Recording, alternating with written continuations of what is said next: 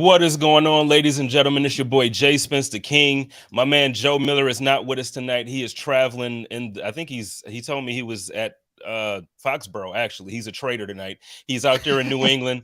But you are listening to the Hump Day Hotline on the Buffalo Rumblings Vidcast Network, presented by Picasso Pizza. Treat yourself to the most flavorful pizza on game day. Picasso's. We are Buffalo Pizza, shipping local and nationwide. Order at PicassoPizza.net. Tonight, I am excited and thrilled to be joined by one of the GOATs in Buffalo as far as media is concerned. If it ain't Sal, then it's this guy right here, my dude, Matt Parrino. What is going on, Matt? What is up, my man, dude? It's good to be back on the show with you. And if anybody's tuning in from our show that ended about a half hour ago, welcome. I think this is probably too much Matt Parrino for you for one night, but that's okay. Let's get after it. No, it's never too much Matt, man. Like, for real, when I give compliments, like, I don't know if you noticed, but I give them to like specific people. I don't just like really be nice to everybody. You really that dude, man. Like, we appreciate you. So thank you for taking the time out and doing this. And Ryan is, he's in the same class. So I just really appreciate, both of you always being willing to jump in and help whenever you can. So, man, thank you. You know what? I haven't even spoken to you since early September when for those who are listening on via podcast and now watching for the vidcast, Matt came through so I did if everybody remembers, I did the karaoke event in honor and memory of my Aunt Pearl, and we raised some really good money that night. We did a lot for the church. Good Samaritan is happy. They love it. But Matt came through as like a celebrity. I don't even know what to call it. I guess a celebrity guest, and he came and sang his heart out, man. And I never got a chance to say thank you. I was going through some things that weekend, so I just didn't get to connect with you. But man, thank you, man. You showed up big time. Yeah, I didn't have as many Coronas as I would have liked to have had before going and doing that. And I think it was Emily, I think if I'm correct, who picked the song, which was "My Milkshake Brings All the Boys to the Yard."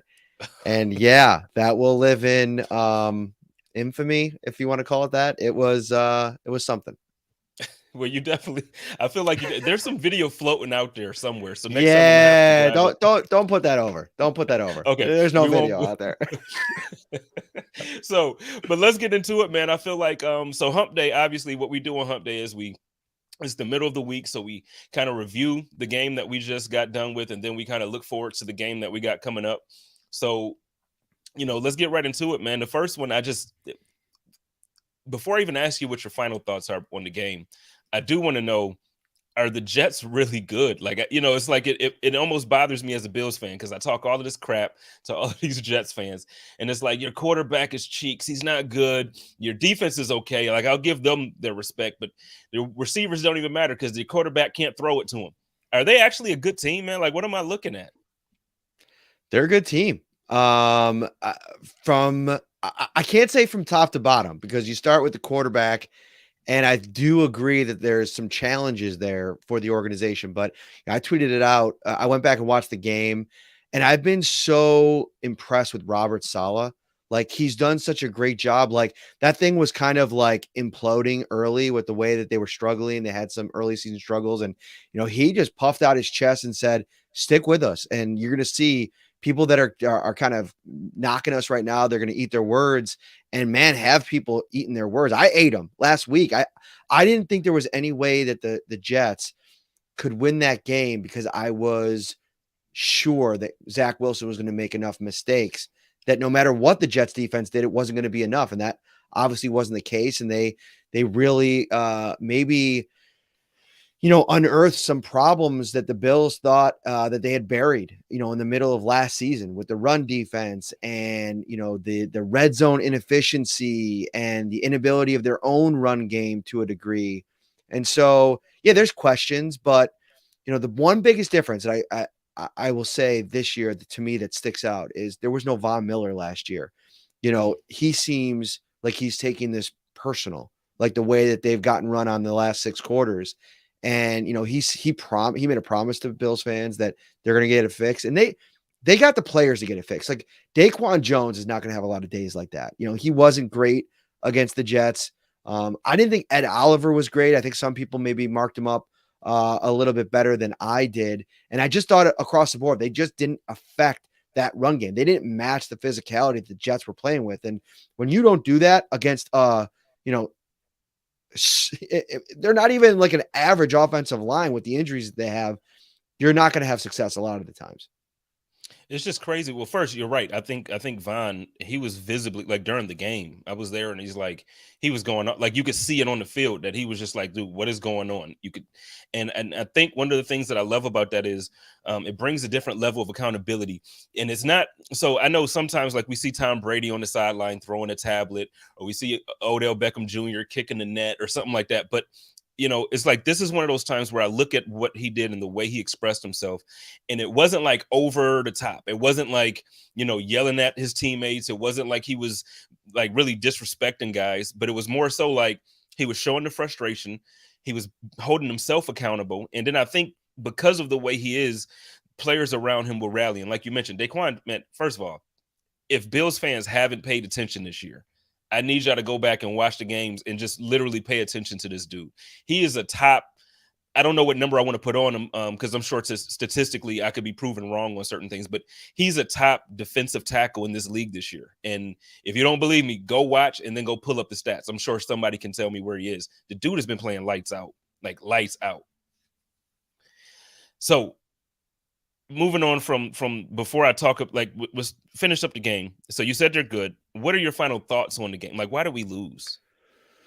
Um, I think it was, a couple things. I think if any of like 3 or 4 things happen differently, I think that they probably escape with a win.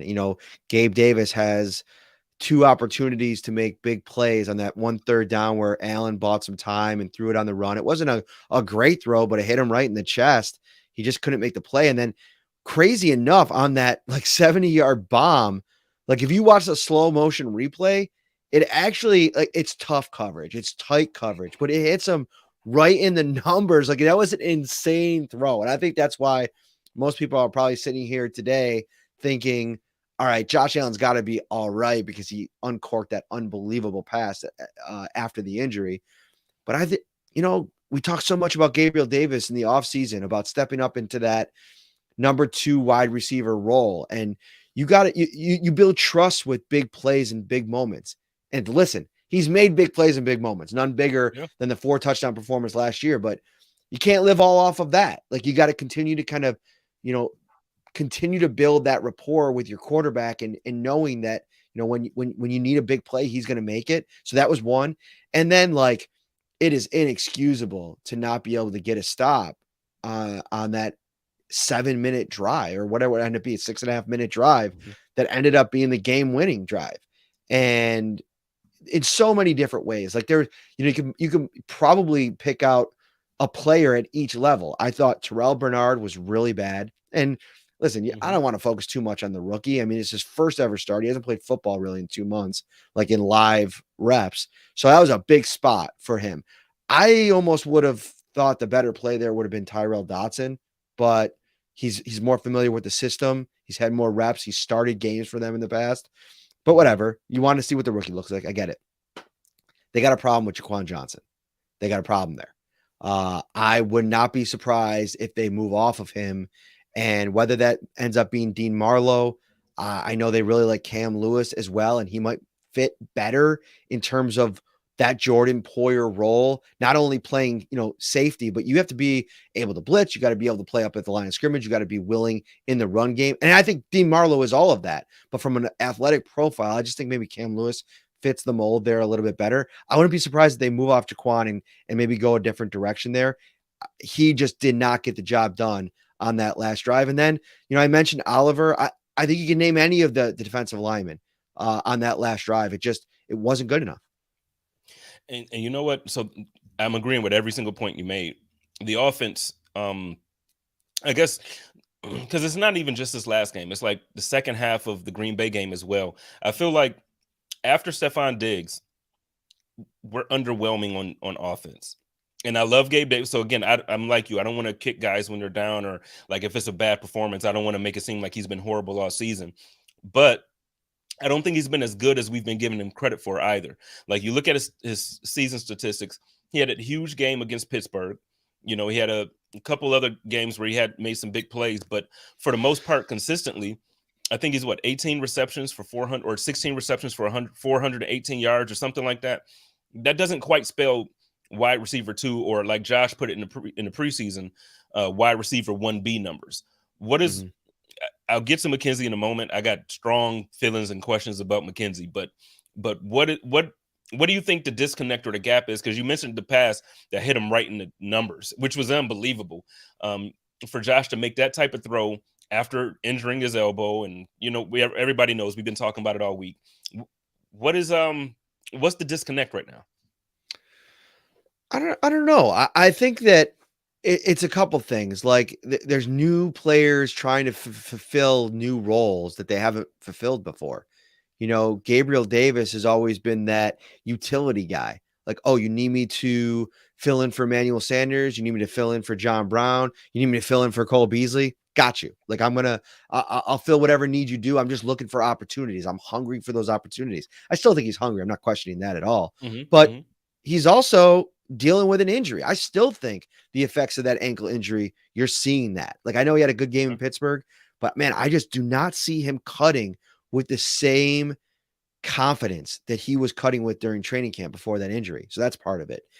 And then like for me, the passing game struggles in recent games here is that I was really down on Jamison Crowder in training camp from an availability perspective. Just somebody that I just didn't know if he had a, a straight line path to a consistent role with Isaiah McKenzie coming back, but they Hmm. are missing that instant separator at that slot spot.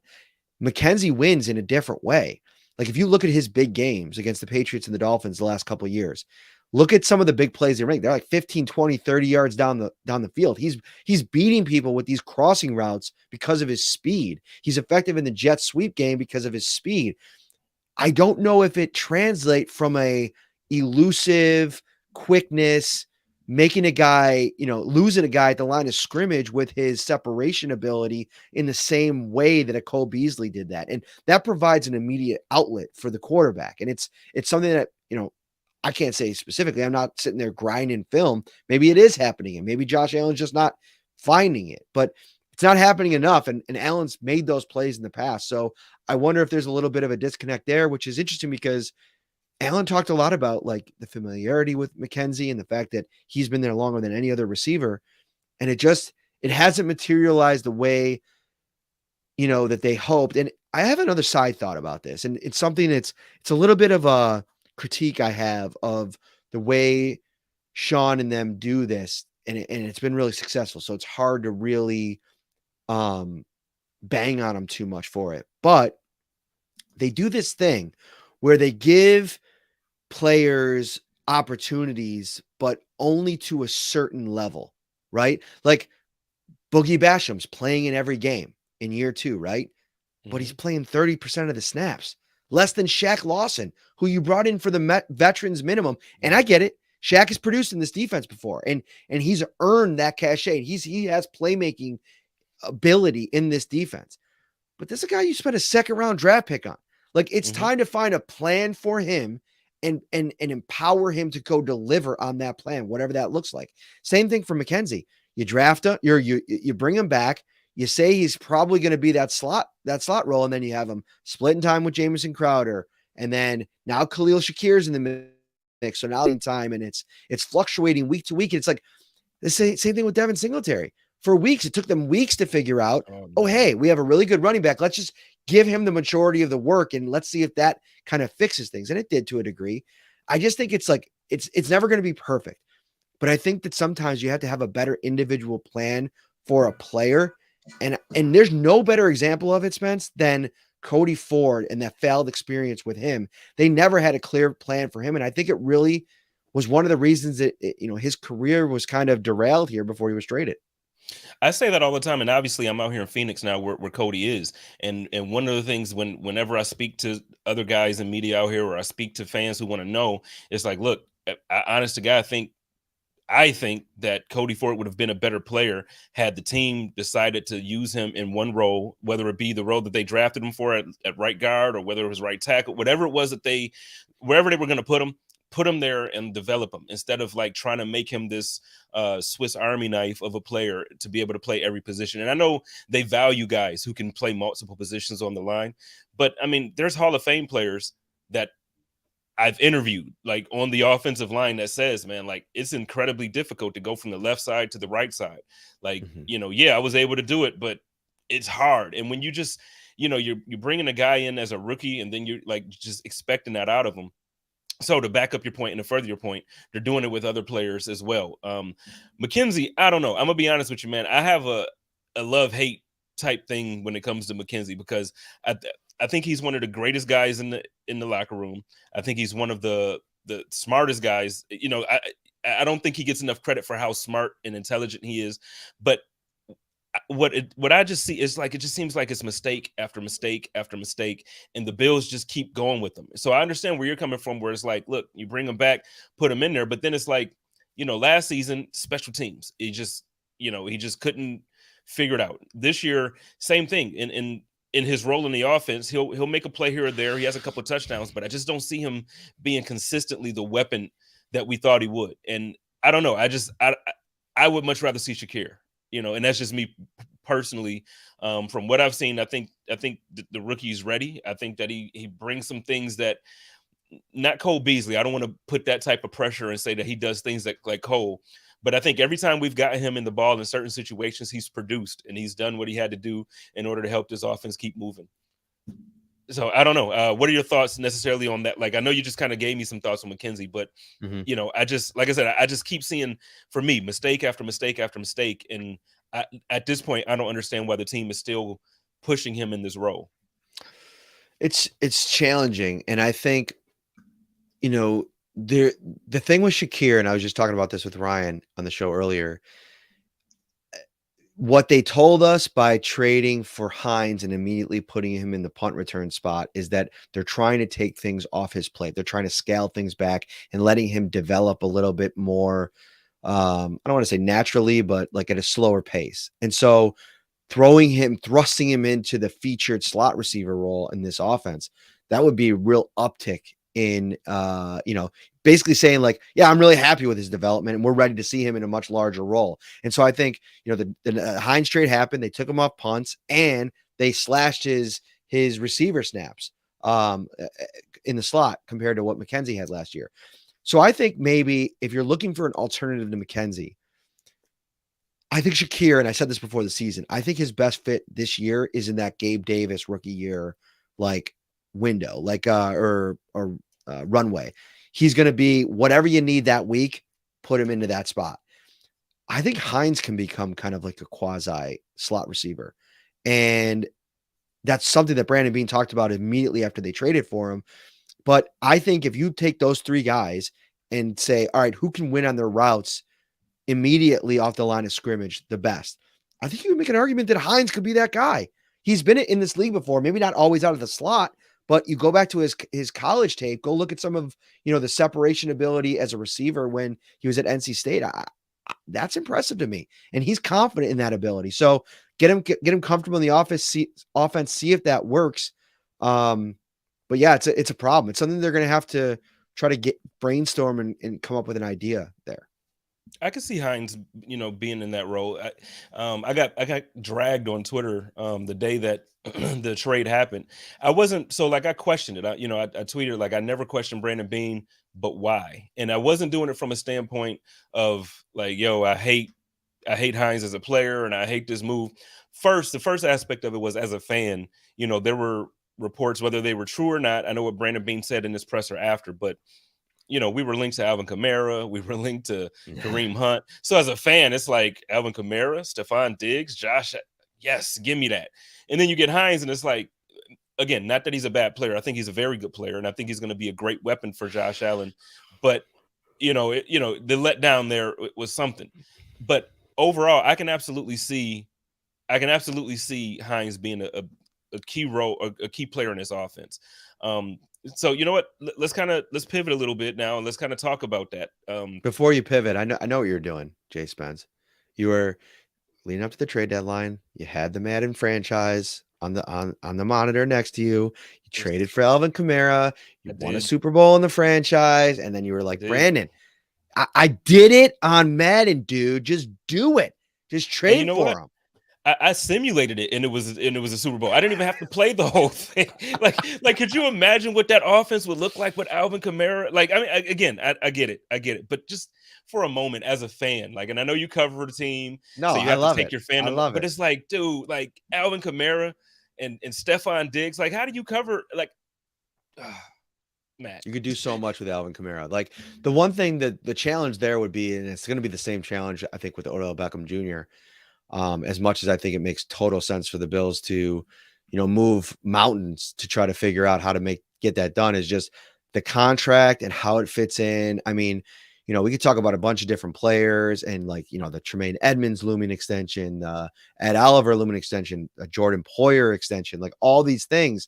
Like the money runs out at some point. I know that the Saints are actually the perfect example of how maybe you can figure it all out and finagle it all, but Brandon really wants to keep this thing healthy from a cap perspective. So, paying a running back that kind of money, maybe someday they land on a spot where they feel like that's part of what needs to take them over the top if they're not able to win a Super Bowl.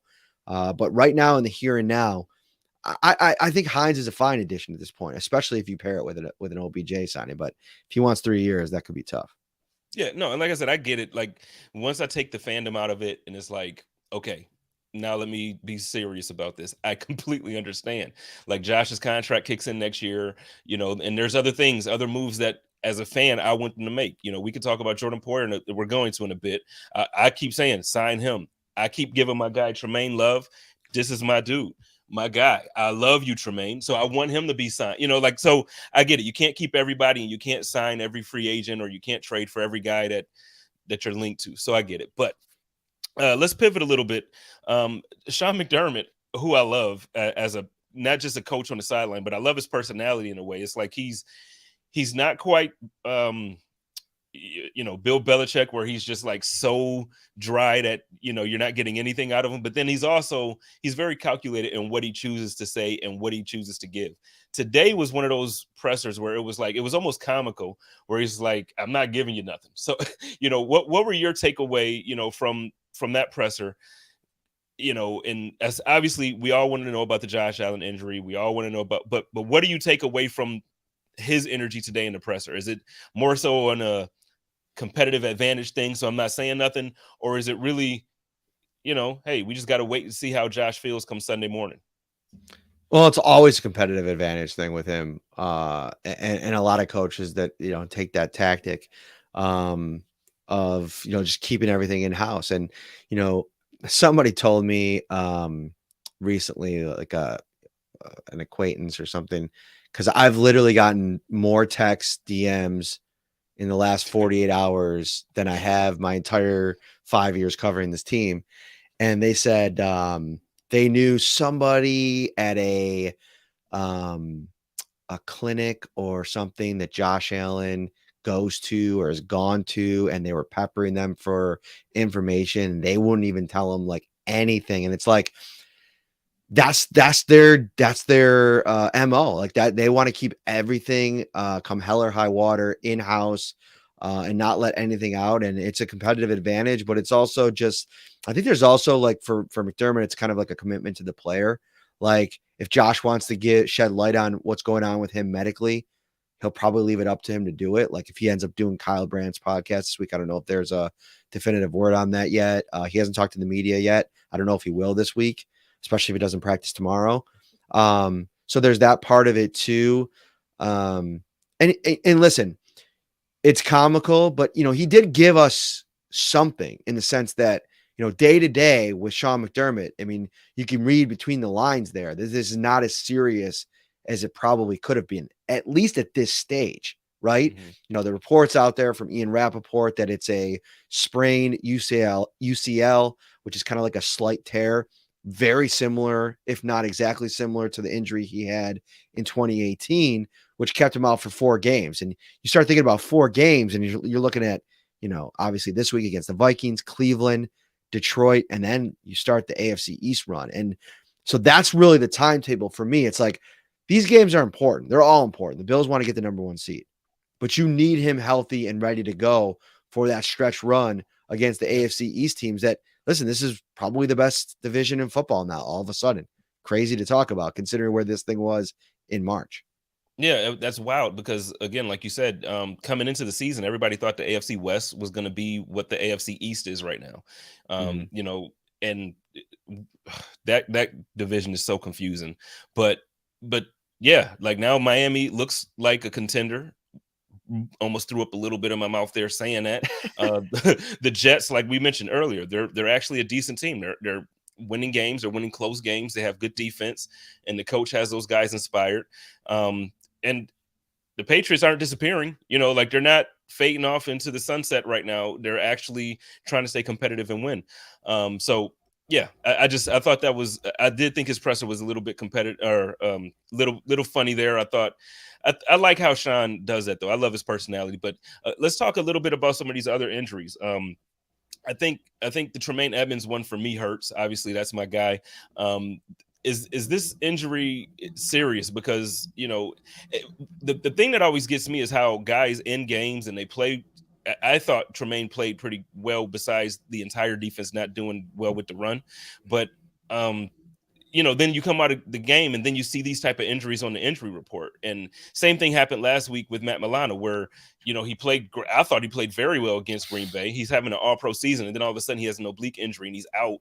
And it's just like, what is it? What's happening? So, is this Tremaine injury? Does this sound like a serious thing, or is it just like, okay, he'll be all right, just let him rest a couple days? Uh, I don't like seeing groin on the injury report. Whenever you see that, especially for a linebacker, I mean, for any position, like on defense, but like for Tremaine, whose game is predicated on moving sideline to sideline, a groin injury is a huge problem. So we're going to monitor this over the course of the week. It's really bad sign that he didn't practice today, although I think he might have not practiced last week on Wednesday. I have to go back and look.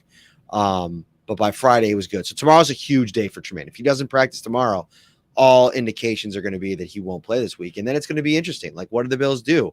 If they're able to get Matt Milano back, which it seems like he's on a really good track now, maybe he could have played on Sunday if it was a playoff game, is kind of the vibe that you get. But Tremaine Edmonds, if he's out and you get Matt Milano back, do you now roll with Tyrell Dotson, who I think probably, like I mentioned earlier, would have been a better idea than Bernard last week? Give him a chance, see what it looks like. Because go back to last season, I think it was last season when he had to play in the Miami game. I thought Dotson held up pretty well for himself. And, I know Bernard's listed as the backup Mike linebacker, but that might be something that you want to take a look at. I don't like seeing groin. He's still got heel listed on the injury report as well. So, yeah, definitely something we're monitoring this week. And another big one for me, the podcaster Bruce Nolan is out with his throat gone, and I don't like that at all. We got to get this Buffalo Bills training staff to pick it back up because I'm seeing too many injuries, and when Bruce is limited, that's a problem. Because the Bruce exclusive has to drop Thursday, and I don't think that is going to drop this week, and I'm very upset about that. But all jokes You know aside, what you need? You know what you need, Bruce, if you're watching? Get those honey lozenges, the cough drops. Just mhm, start just have them on the cycle. Like you're pump those popping things one of out. those in every 5 or 10 minutes. You'll be surprised. Have a little tea. Have a little tea. Listen, Bruce is like really like, he's classy, right? I could see him having a spot of tea, and just have a little bit of it, and you'll feel good by the end of the day. I believe in you, Bruce. I believe in him too. I think he roughed it out for me last night on the code of conduct, man. Like he had the quiet storm voice on and everything. I'm Mm. like, man, I appreciate it. And now today's like, yeah, my show might be a little short, so we got to get Bruce back healthy.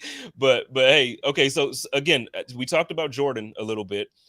We don't have to go too deep into much of anything. I know he has a lot going on, but I'm concerned personally.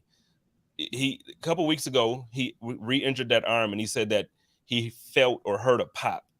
To Mhm. me, when I hear about pops in when it comes to ligaments or when it comes to stuff like that, I get really nervous. But everything that I'm hearing is that he may be possibly coming back at some point soon. So it's not going to be a season thing. It's not going to be. Is there anything that you kind of feel or that you're hearing about Coach McDermott said day to day? So does that mean he Yeah, could potentially play this Sunday, or are we looking yeah. at next week? For me, like, you look at all the things that we're seeing day to day. He's still around the team. He's still kind of like working off to the side, not only in practice but on last Sunday he traveled to the game. He went through all the pregame work. I know that he wasn't going to play. The pop thing, of course, that's a serious deal, right? But I think it's very similar to the injury that he suffered during training camp, and so probably a re-aggravation of that. But to me, I go back to the day-to-day moniker, and I think it could be something that he might have to sort out at some point. Like it might be an injury that not in a perfect situation where you probably want him out there with a healthy elbow, but probably something that he can play through. And all indications from the Bills right now is that he will be able to do that at some point. I wouldn't be surprised though if he's not able to come back this week. Still working through it. If you remember back to training camp, he was out. He suffered that injury pretty early, like one of the early days, because it became a real big storyline with him wanting the new contract. And he wasn't back. He didn't play the whole preseason. And I don't think he was really full back in practice for a couple of weeks. So we'll see how it goes. I mean, Brian Bauer says he won't be surprised if or when they shut Poyer down for the season. He hope it doesn't happen. I hope that doesn't happen. I'd be very surprised. I'd be very surprised if that happens. I would too. I feel like Poyer is one of those guys where it's like, I'm gonna play, but I don't know. The way I see it, the team needs to re-up Poyer. I've been saying that all year. Re-up my guy 21, make it happen. But at the same time, I want to re-up Tremaine. I want to re-up. Like I got a list of guys I want to pay. If I had to choose between the two, it would be difficult because I want both of those guys to be here. Shout out to my guy, Steve Lynn. He said, what about hiring Reich as an offensive advisor to help us in the run game and red zone? How many offensive advisors can the Bills have? They got Mike Shula, who comes back, used to be the OC for the Carolina Panthers. They brought him back this offseason, and he's out of practice every day. And Ken Dorsey was obviously on his staff there. So I don't know if there's enough room for another offensive advisor. And really, they have a lot of, experience with Aaron Kromer at the O-line coach position. And, obviously Joe Brady's been an offensive coordinator in the league. I like the idea of Frank Reich down the line if he's available, because the Bills could be in a situation like if they really finish the year hot and they have a great playoff run and this offense is humming like it was in the playoffs last year, we could be talking like one and done for Ken Dorsey, which, getting a head coaching job if there's enough turnover. And then you're like, all right, what are you going to do there? Like, I like the idea of maybe Joe Brady. But man, if that doesn't work out, like Frank Reich being out there, be interesting. And I'm sorry to say, man, I wasn't even cutting you off there, but when you mentioned him getting the job as a head coach first, I would love that for him. I would hate that for us. But real quick, I do want to have a side conversation real quick, man. What the hell is going on in Indianapolis? Like that signing, I mean, again, I'm not going to make this about race. Obviously, I've seen that so many times when it happens, and every coaching cycle. You could. This is some wild stuff, man. Like there had to be somebody on that staff that somebody keep the pieces together. Listen, so one thing that I've been meaning to tweet this all day, but a couple things. I've been so busy with the Josh Allen stuff. I wanted to have this tweet, but I haven't had time to go back and watch the press conference yet, because apparently Jim Irsay is just absolutely off his rocker in this press conference. So I want to go check it out.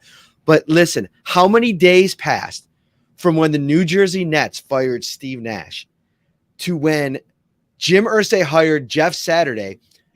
Literally the same situation, except Steve Nash is like a Hall of Famer. Like Jeff Saturday, maybe, I don't know. Like maybe he will be, but like no coaching experience at all. How did that go for the Nets? And they had superstars on this team. And I know a lot of other stuff, the trade, the Harden, the Simmons, the Kyrie, all that kind of stuff. But like, I just think that's a recipe for disaster when you ask somebody to come in, do one of the most difficult things in pro sports, and that's coach an NFL football team with so many moving parts and so many personalities and coaches on your staff and like just the organizational structure. And you're just going to say, hey, you never done this before, but come on in. It's just wild to me, man. Like, and like I said, when I started, it's like, I'm not going to make this about race. You mean to tell me nobody on that coaching staff there's so many guys that have, actually everybody on that staff has more experience as a coach than he does, because he had none outside of high school football. And it's just insane to me. Insane. But okay, back to the Bills because you know that. Dude, I laugh at it every time I bring it up.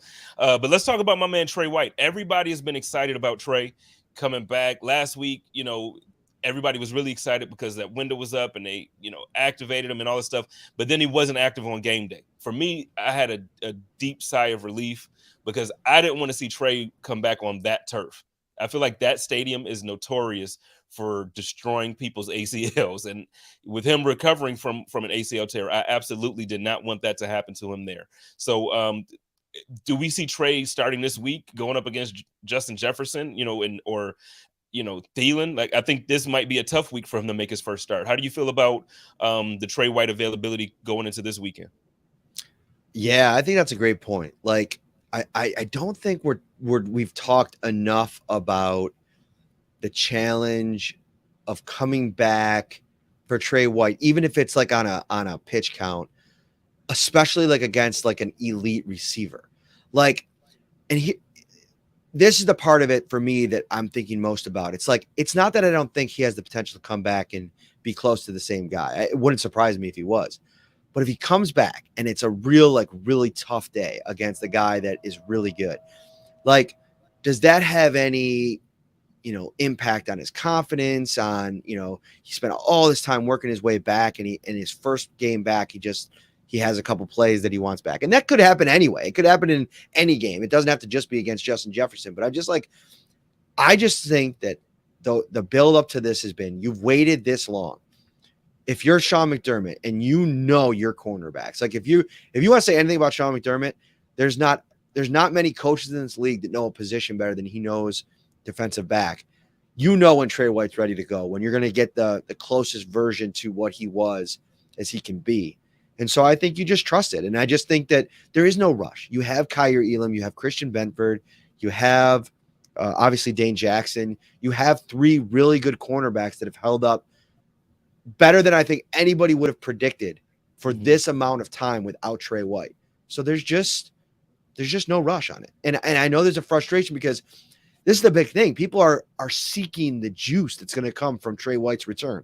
It's going to be fun, man. Like, this is the dude that, like, the play sheets are blowing across the field and he runs up and tries to read them real quick. Like, nobody loves Trey White as much as I do, man. I love that dude's personality. I love covering him. I love talking to him. Dude, we didn't talk to him for over a year. Like, he wasn't really doing weekly media scrums before. Like, the COVID stuff was weird for everybody. And, like, he wasn't doing media scrums for when the season started. And we hadn't talked to him since when it was Thanksgiving, like, for like 2.5 months. And then the injury happened, and I wrote about it. He kind of like had to get dragged out of his basement. He was depressed. Obviously, like, I mean, he played football his whole life and it got taken away from him. And so throughout the whole process, we have not spoken. The media has not spoken to Tre'Davious White. And the thing about last week for me was, like, I am unbiased and I do this. I do the job covering this team, despite the fact that I grew up, rooting for it. He's one of the guys that no matter what, I root for, because I love the guy. Like, I think he's everything that's great about professional sports. Like, I love his personality. I love what he means in the community. I love his story and how he got to where he is. And so, yeah, I'm just as excited as anybody else to see his return.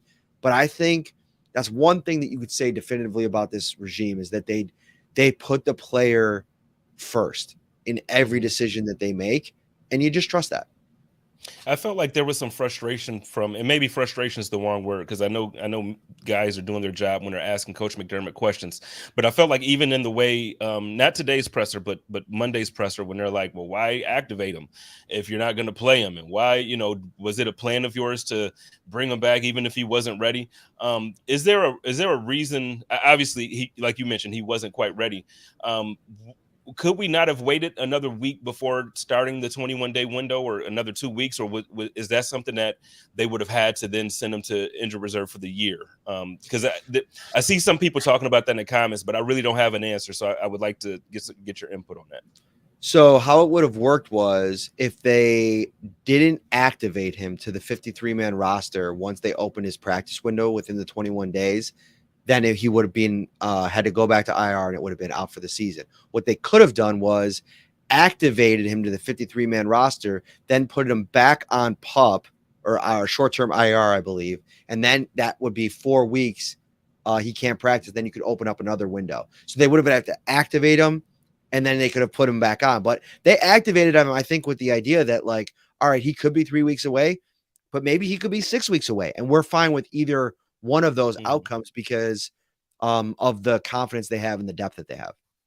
I mean, I'm agreeing with everything that you said earlier. I'm just ready for the energy, man. Like he's one of the most fun dudes that I think. And the Buffalo Bills got some fun guys on the roster now, but just overall, when I think of like star power, ability, he's to me he's just like one of the most complete guys that we've had in Western New York in so long, man. And I root for him like you. I root for him every time I get the chance, man. The dude is awesome, just an incredible dude.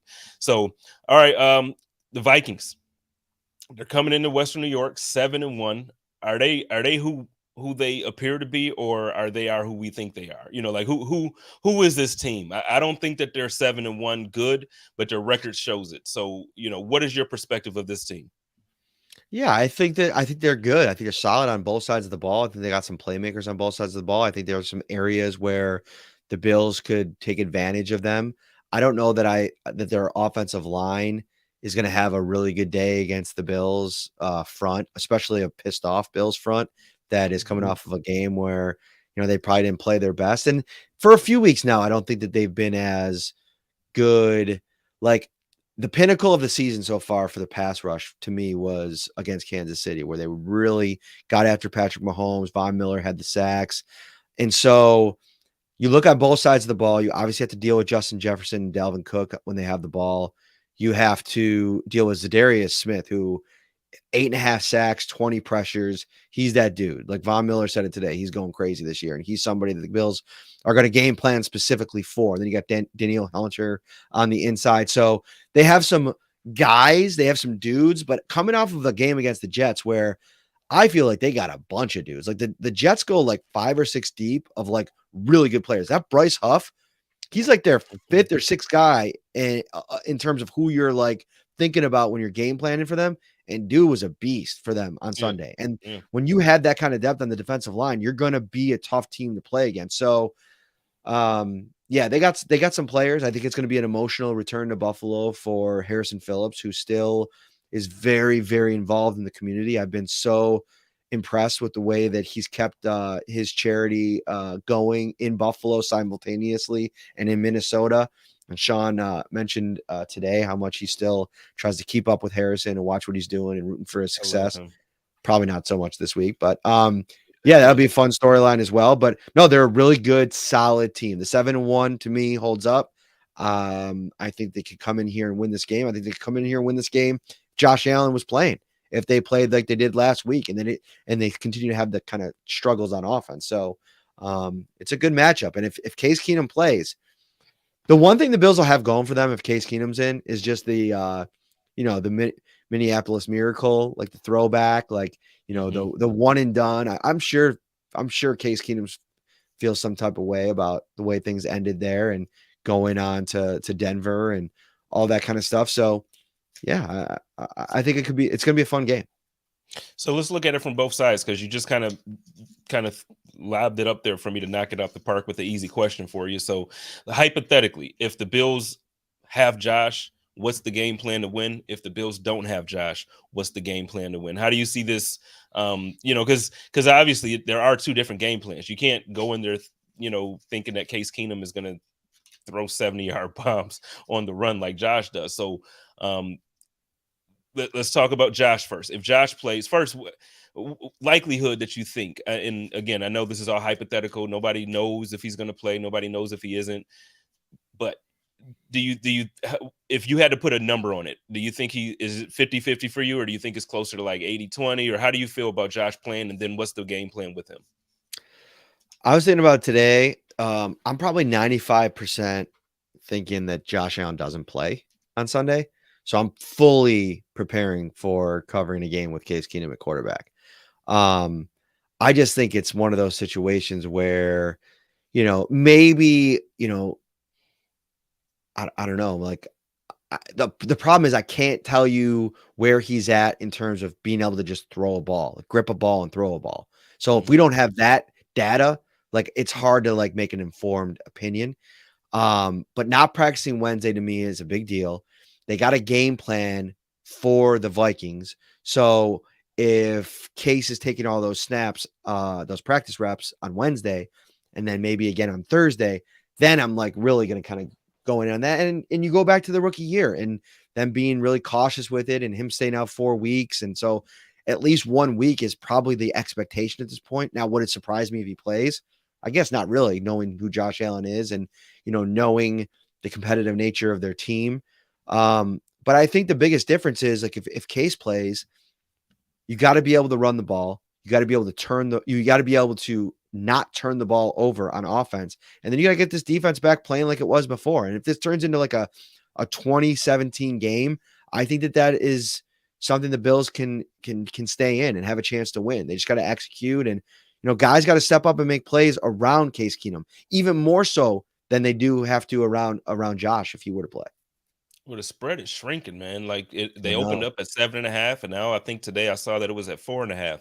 So I'm guessing that Vegas thinks that Josh probably won't play, and if he does, then we all know he's not 100%. So um, my man Renaissance Man in here, this is I guess where I was going.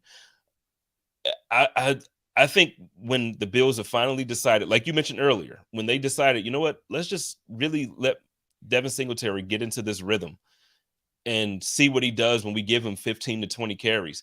I think he's rewarded the Buffalo Bills with a very good run game when he gets those opportunities. I think that's the game plan. Whether Josh plays or not, it should be letting Motor cook. How do you feel about a run game, like a heavy dose of a run game this week? Because I could even see James Cook having a day, Yeah, I think they're all right. They're giving up 111 yards on the ground per game. I was looking at their numbers before our show earlier, and so I think you could probably run against them. I think they're front, especially if they're trying to dial things up and get pressure on Case Keenum. You can mitigate some of that if you're able to run the ball. I've been a little bit less than impressed with Spencer Brown in the run game this year, which is disheartening, I think, if you're a Bills fan, because that's was supposed to be his strength. If you look at some of his clips from his rookie year when he was really good, it was in the run game. And it just hasn't been there. And he's trending in a good direction. He was limited today, but I thought he did the most work that he's done in the last couple of weeks. So yeah, I like the idea of getting Motor involved. They seem to be wanting to ramp things up for James Cook a little bit. So we'll see if Devin Singletary is going to get 80% of the snaps or 80% of the touches. I don't know if that's really in the cards at this point, just because of how much they used Cook last week. And what really stood out to me too about that game was like Cook's involvement, like in the first quarter. They weren't like wasting any time. They weren't like waiting until the second half to get him involved. So I'm always for the idea of getting Devin Singletary, as Brandon Bean says, working up a lather. You know what I mean, and getting him a lot of touches, but. It seems like they're trying to get on and plus it's the Cook versus Cook ball. Okay. So this could be a game where they want to get the ball to James any way that they can going up against Big Brother. I'm just saying a dude named James is always going to win. I just got to put that out there in case people don't know what the J and J Spence the King is for. Boom. There it is. We're Yeah. winners. That's a great question, actually. Let me do some journalism. So what is your full legal name?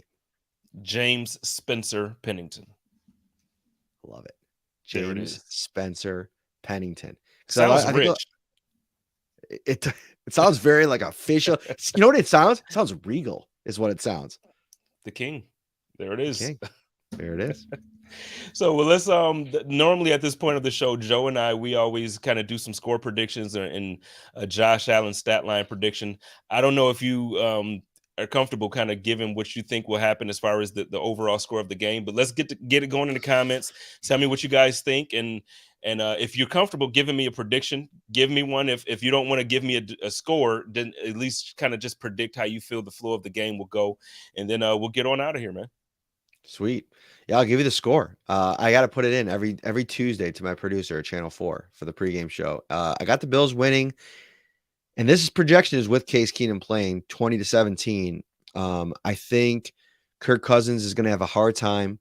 I think that the Bills' defensive front is going to overwhelm that offensive line for the Minnesota Vikings. And then I think the Bills are just going to make enough plays. Like listen, you downgrade going from Josh Allen to Case Keenum, but Absolutely. you're not downgrading the weapons that Josh Allen has to work with. So, oh my gosh, Buff Hub, he's off. He's off the deep end. My man Steve Vega, love him, but he's always coming up with some conspiracy stuff. What did he say? He said earlier in the chat, move Tre'Davious White to safety. To What are we safety, doing yeah. here? What are we doing here, Steve? I just No, I'll tell obviously you I'm right a now. I'll well, tell you real right now. quick. I'm sorry. I'm a very very public supporter of legalized marijuana. I just need to know where he is buying his batch from because I need that strain. Because if you're, you know what I mean, like a lot of takes it. Now, last week he got me because I said that there's no way the Buffalo Bills weren't going to cover that spread. We were going to destroy the Jets, and he's like, I don't know, man. So he got me last week, but come on, like you got to chill, Steve. I just don't know. Like, I want to look up when's the last time a team has scored 38 points at Highmark Stadium. Like, and why you think that's going to be the Vikings with Kirk Cousins, and I think they're scoring like, I gotta look it up, but I think they're scoring like 25 points a game.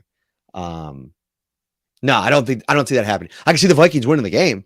I don't see them putting up 38 points. That's a bold prediction. Yeah, I think it's going to be low scoring. I think it has a chance to be low scoring even if Josh plays. But I think they're going to want to be conservative.